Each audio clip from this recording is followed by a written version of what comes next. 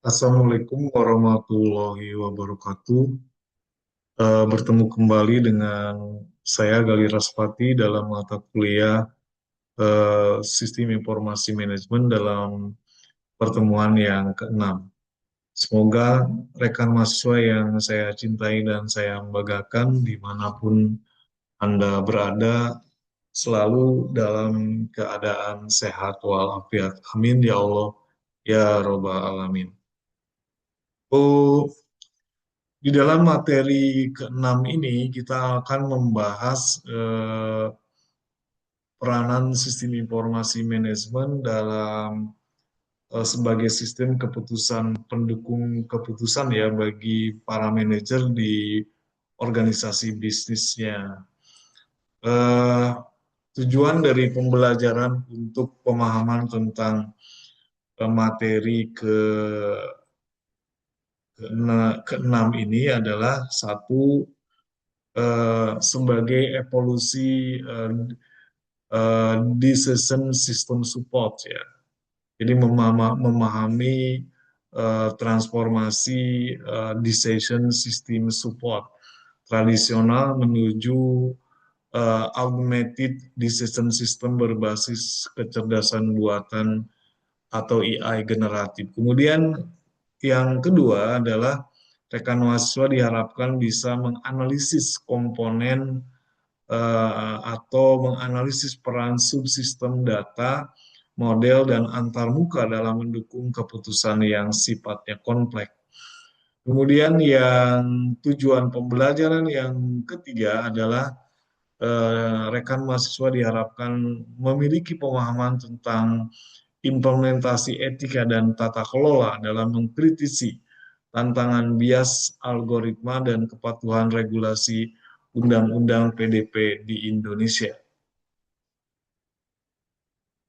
Rekan mahasiswa yang saya cintai dan saya banggakan dimanapun Anda berada, terjadinya transformasi decision system support atau sistem pendukung eh, pengambilan keputusan dari tahun 2020 sampai 2026, Anda bisa melihat bahwa terjadi apa yang disebut pengembangan ya atau perubahan. Itu di mana pada tahun 1971 konsep awal itu dimulai oleh Gori dan Martin ya. Kemudian tahun 1990 berubah menjadi sistem pasif atau query based dan pada tahun 2020 berkembang dari sistem pasif dari konsep awal tahun 1971 kemudian berkembang pada tahun 1990 menjadi sistem pasif yang dikenal dengan query based.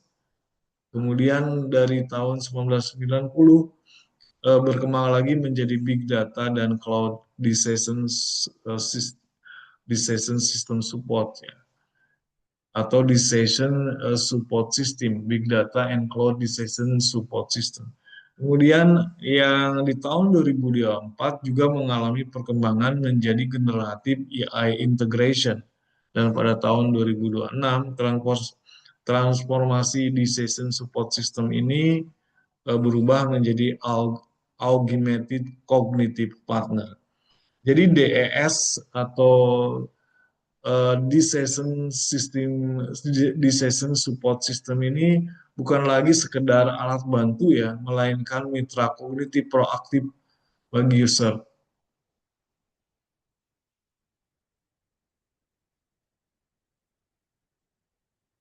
Oleh karena itu, definisi dan ruang lingkup dari decision system support ini adalah di era kontemporer ini adalah adanya sistem informasi yang terpadu atau terintegrasi yang mendukung penyelesaian masalah non-programmed atau tidak terstruktur. Kemudian ada TPS ya, di mana decision support system ini fokus pada masa depan, TPS pada data harian. Kemudian melawan eh, MIS Decision Support System menjawab mengapa, dan what if MIS menjawab apa yang terjadi. Fokus lebih mengendalikan dalam pengambilan keputusan lah ya, semi terstruktur dan tidak terstruktur. Kemudian lahirlah satu era di mana disebut dengan Simon Model in AEA. Nah, intelligence atau kecerdasan itu merupakan monitoring real time dan deteksi anomali otomatis menggunakan sistem.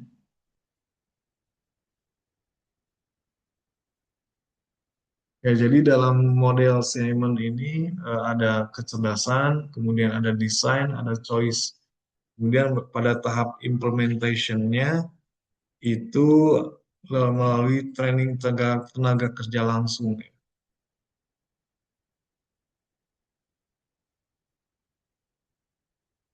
Tracking kinerja secara langsung dan feedback loop ya untuk loop untuk perbaikan model. Jadi sekali lagi eh, dalam Simon model in AIRA itu diperlukan kecerdasan, yaitu monitoring real time and deteksi anomali otomatis menggunakan sensor IoT. Kemudian yang kedua dalam tahap desain, yaitu simulasi skenario, optimasi constraint, dan perancangan alternatif otomatis. Dan yang ketiga adalah choice, yaitu rekomendasi berbasis profitabilitas dan scoring model untuk alternatif terbaik. Kemudian implementasi penerapannya itu lebih ke eh, apa? Lebih ke tracking kinerja ya, bagi tracking kinerja yang diperlukan bagi seorang manajer secara langsung dan feedback loop untuk perbaikan model. Kemudian ada pergeseran paradigma ya, di mana dalam pergeseran paradigma ini eh,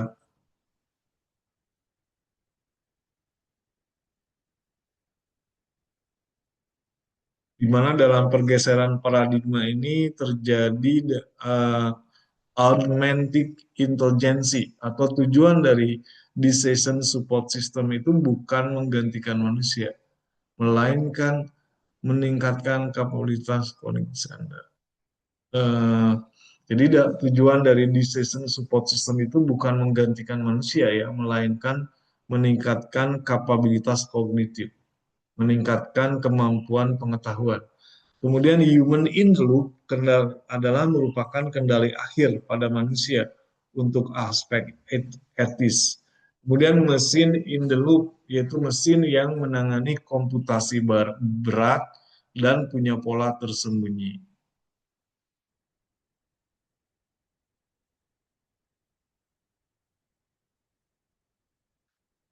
Arsitektur dan komponen utamanya. Pertama, dari ketika SIM itu menjadi sistem support system ya.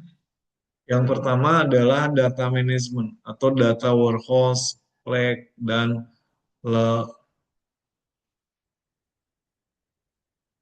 data management itu data warehouse, lake, and lake house sebagai bahan bakar analisis. Kemudian model management, library AI atau ML, simulasi dan digital, serta Twin sebagai otak sistem atau user interface, dashboard interaktif, dan natural language very. Kemudian, nah, data management, model management, user interface, seperti data management, misalkan memahami tentang implementatif mengenai data warehouse, lake, and lakehouse sebagai bahan bakar analisis. Kemudian library AI atau ML, simulasi dan digital twin sebagai otak sistem, dan user interface yaitu dashboard interaktif dan natural seperti kayak ya, eh, dashboard interaktif dan natural language query. Kemudian diperlukan juga knowledge dasar yaitu penyimpanan aturan bisnis dan retrieval argument concentration.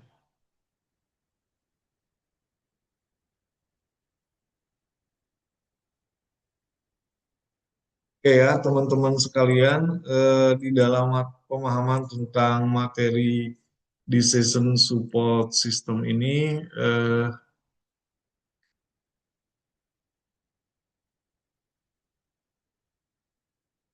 bahwa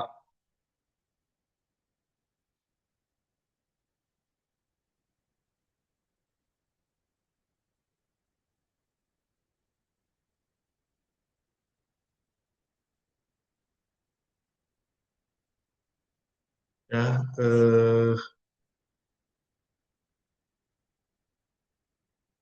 nah tadi kan arsitektur dan komponen utama itu ada data management, data warehouse, lake, and lakehouse sebagai bakar analisis, kemudian ada model management, ya, seperti library kecerdasan buatan, kemudian ML atau simulasi, dan digital twin sebagai otak sistem, dan ada user interface seperti dashboard interaktif dan natural language query atau NLQ.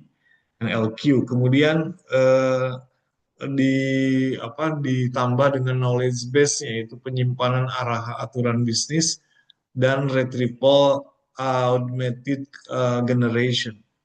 Nah, data management subsystem seperti Alike ini adalah infrastruktur penyimpanan data modern yang bergeser ke arah data, seperti Lakehouse dari Hybrid ke Warehouse and Lake.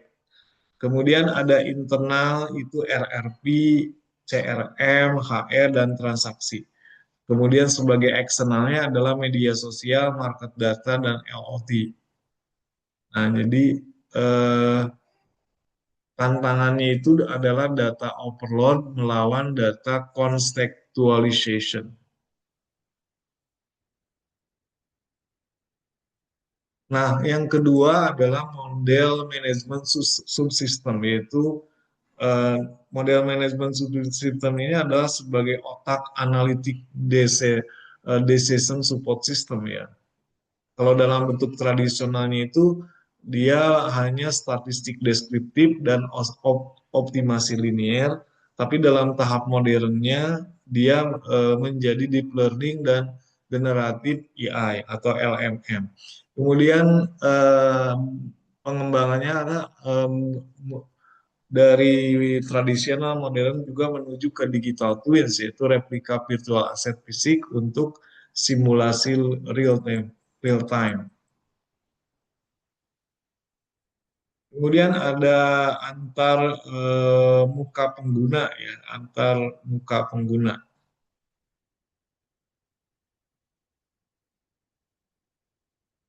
antar muka pengguna di mana tren dari ada Decision Support System tahun 2026 ini mengarah pada conversational UI dan immersive analytic. Natural Language Query NLQ tunjukkan penjualan tertinggi apa di Jakarta bulan lalu. Kemudian ada integrasi augmented reality atau AR yang memungkinkan teknisi melihat diagnosa data langsung pada mesin fisik.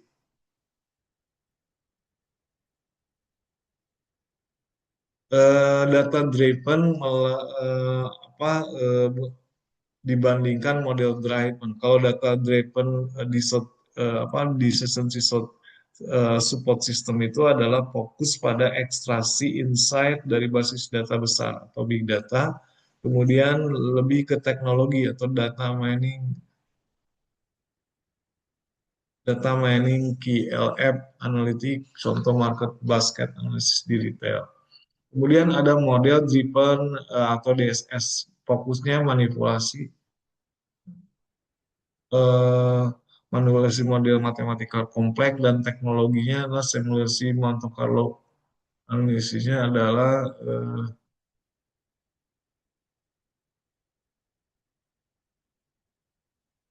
contohnya optimalisasi route logistik. Ya.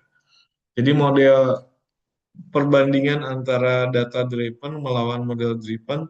Kalau data driven lebih fokus pada ekstraksi insight dari basis data besar, atau big data dengan fokusnya pada itu, sedangkan teknologinya itu lebih ke data mining atau kayak LAP dan analitik, contohnya market basket analysis di retail. Kemudian model driven decision support system, yaitu fokus manipulasi model untuk matematis kompleks teknologi memerlukan simulasi Monte Carlo what if analysis, contoh optimasi di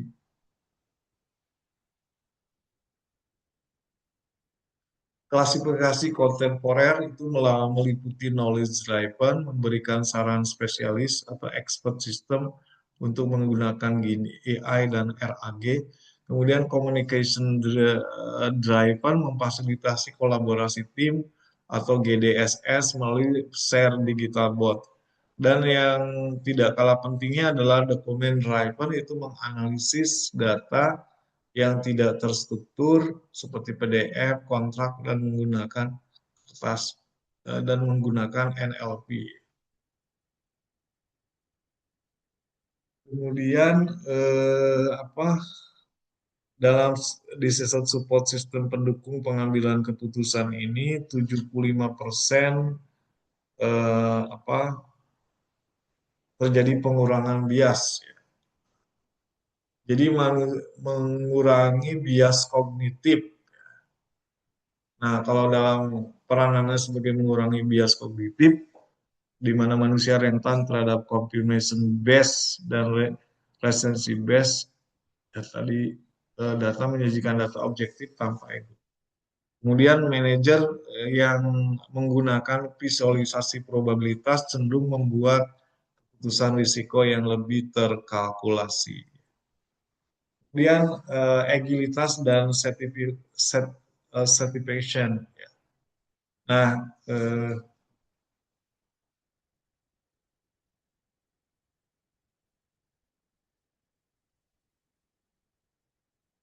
knowledge driven itu memberikan saran spesialis, communication driven memfasilitasi kolaborasi tim melalui share digital board, atau dokumen driver itu menganalisis data tidak struktur pada kontrak baik PDF ataupun.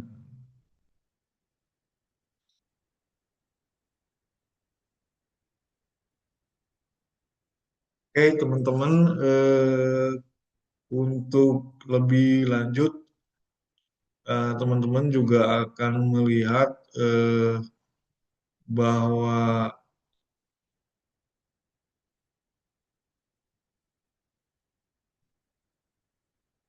bahwa apa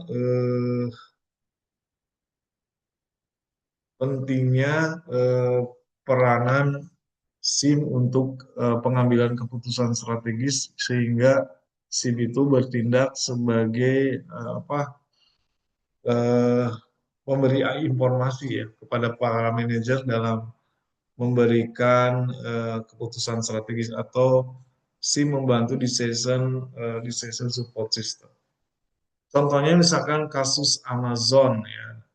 Dynamic pricing, harga jutaan produk berubah beberapa kali sehari berdasarkan harga harga apa harga kompetitor yang stok dan cuaca.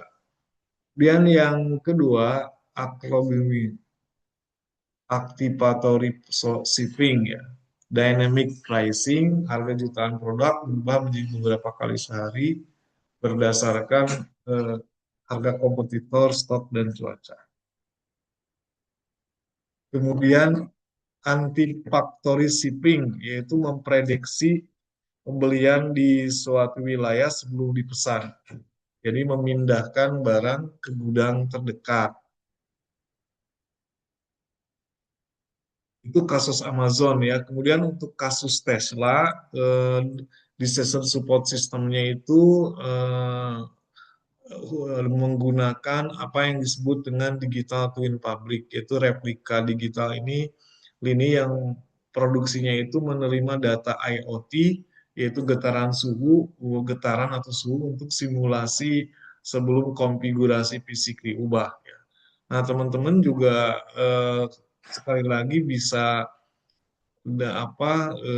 memahami bahwa eh, disaster support system yang dipakai di perusahaan Amazon itu adalah menggunakan dynamic pricing ya. Itu harga jutaan produk bisa berubah beberapa kali sehari berdasarkan harga kompetitor, stok, dan cuaca. Atau juga di kasus Amazon ini disaster support system SIM-nya itu adalah membuat expiatory shipping, yaitu memprediksi pembelian di suatu wilayah sebelum dipesan untuk memindahkan barang ke gudang terdekat.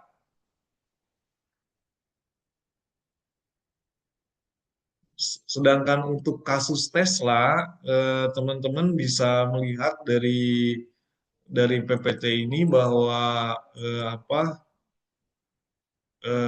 untuk kasus Tesla ini decision support sistemnya itu berbeda ya dengan yang dipakai di eh, Tesla ya, dipakai di yang dipakai di Amazon ya dibanding yang di Tesla.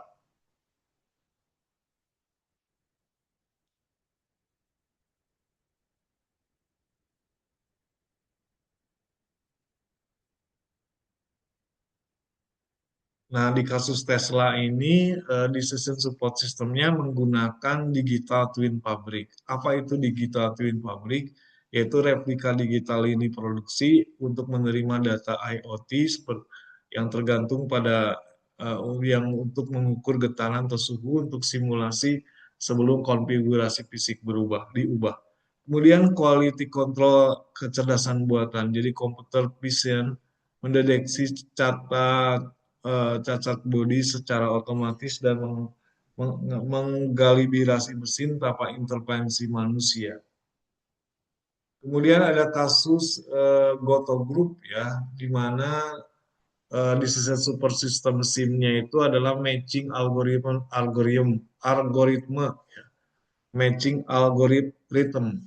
Jadi optimasi jutaan order ke driver berdasarkan jarak, rating dan traffic ya. Kemudian ada surga pricing yaitu model elastisitas permintaan saat hujan atau jam sibuk ya. Kemudian ada GoPay Later Credit Scoring itu menggunakan data alternatif belanja top up untuk inklusi keuangan. Untuk kasus Bank Mandiri, ketika terjadi hyper personalization, next best action atau MBA, Lipin merekomendasikan fitur spesifik yang eh,